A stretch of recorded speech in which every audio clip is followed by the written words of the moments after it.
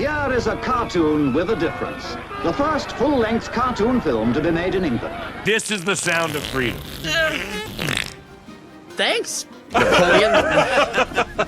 Absolutely love the fact that there was so much controversy over Really? the first Yeah. trailer. Yeah, because that's exactly what Orwell would have wanted. Angel Studios, the halo-wearing, faith-based film production company that gave you hits like Sound of Freedom, not to be confused with the Dickie Attenborough Cry Freedom from back in the day. Of course, Sound of Freedom starred Jim Caviezel, and that was the film that was suppressed by critics but loved by the cinema-going audience all over America. Then we had The Senior, starring big fat baldy himself, Michael Chiklis. You remember him as the huff-puff, rough and tough Vic Mackey in the acclaimed police TV series The Shield, where he tore down all of Los Angeles, low life all over the place. But in the real world, I don't answer to you. Not today, not tomorrow, not even on Cinco de Mayo. In that film, he played an aging, old-age pensioner coming out of retirement to fulfill that last semester of being an aging NFL player. Feel good all over the place, but now it seems that the feel-good factor from Angel Studios is about to meet its maker in the form of Andy Serkis, who is let out of the circus to direct his version with all the ideology of a modern day world into George Orwell's 1945 novella they call Animal Farm. And I'm not referring to that god-awful, notorious European videotape that did its rounds in England in the 1970s.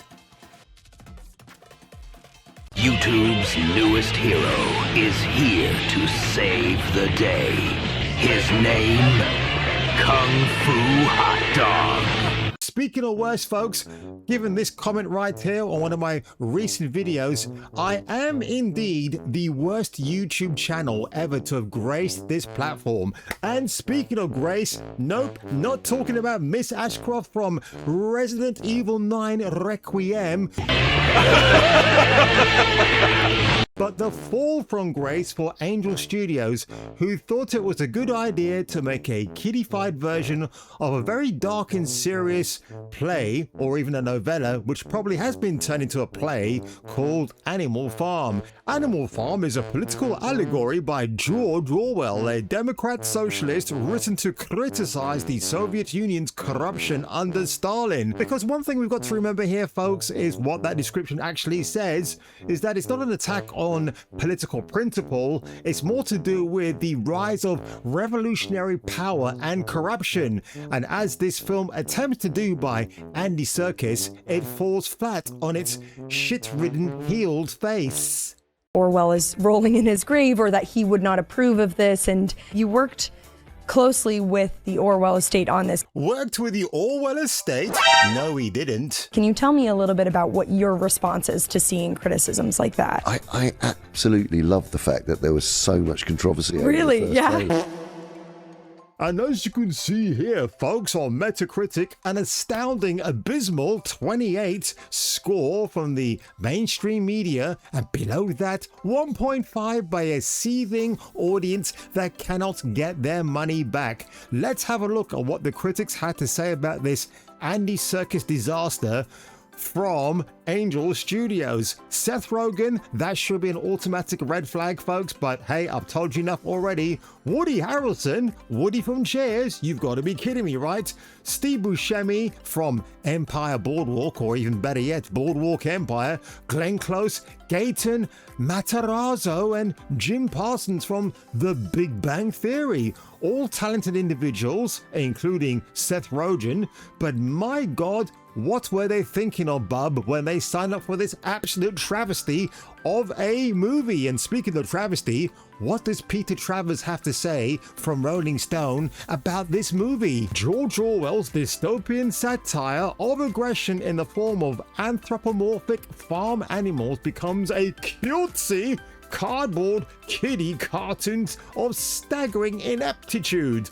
And that's just the rolling credits, folks. Screen Time Daily says, while it may struggle to satisfy die-hard Orwell purists, the film still takes a political stance and delivers an empathic message celebrating equality and the power of collective.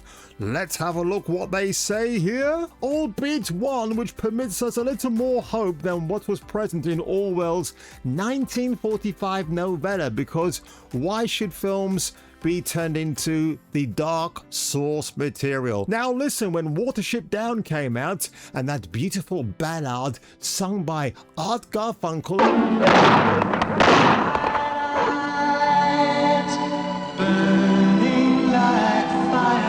well, he's talking about the sacrificial, ritualistic, sacrificing rabbits caught in the headlights of disaster in that film. That film was definitely by no means a cutesy-wootsy walk in the park with your kids getting gunned down Frank Punisher Castle style. Nope, it's none of that stuff.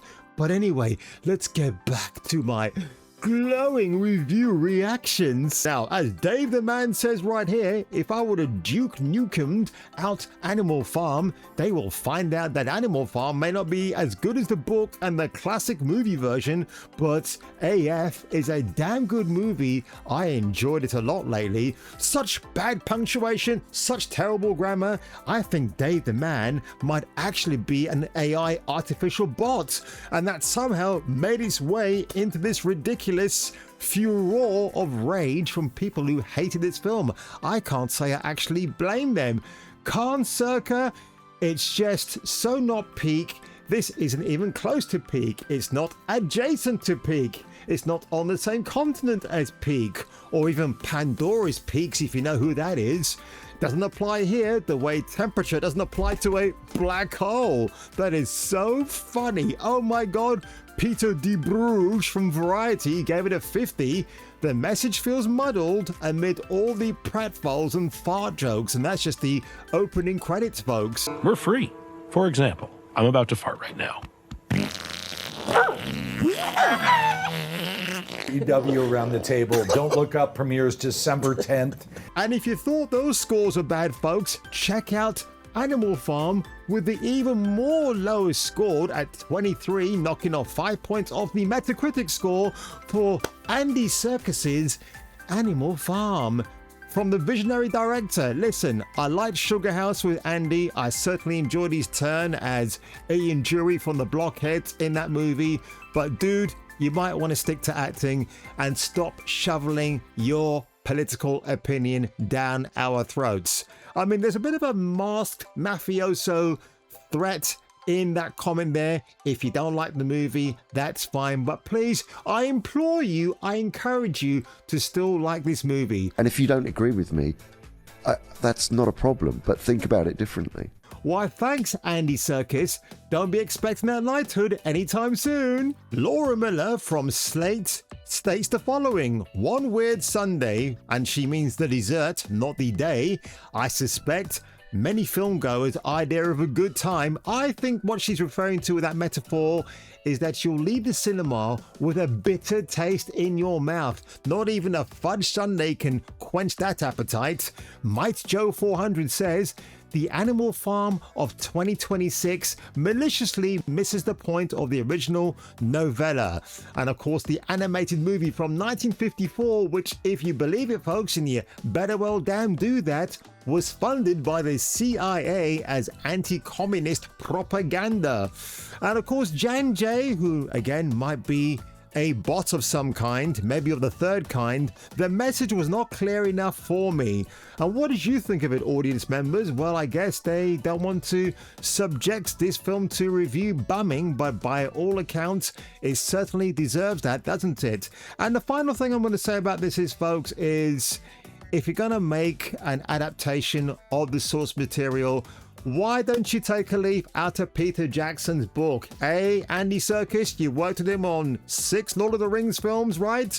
Or was it just 3? Well, anyway, whatever I'm talking about is that basically you should have learned from Peter Jackson. Don't inject your own political ideologies into the adopted source material. But I guess it's fine for people like Andy Serkis sporting a ridiculous man bun these days, which should be on top of his arse, not just his head, spouting verbiage like this. I welcomed it. I loved that debate because that's what it's all about, creating a debate. That's why that's what I do as in my job as an actor, storyteller, filmmaker. And on that one, folks, if I were you and if you were me, check out Jeremy Johns' review of this film because he sums it up in a beautiful nutshell of fecal matter. And I will catch you catching me for the return of the next video. You can find things like this movie on Animal Farm in the form of dog shit.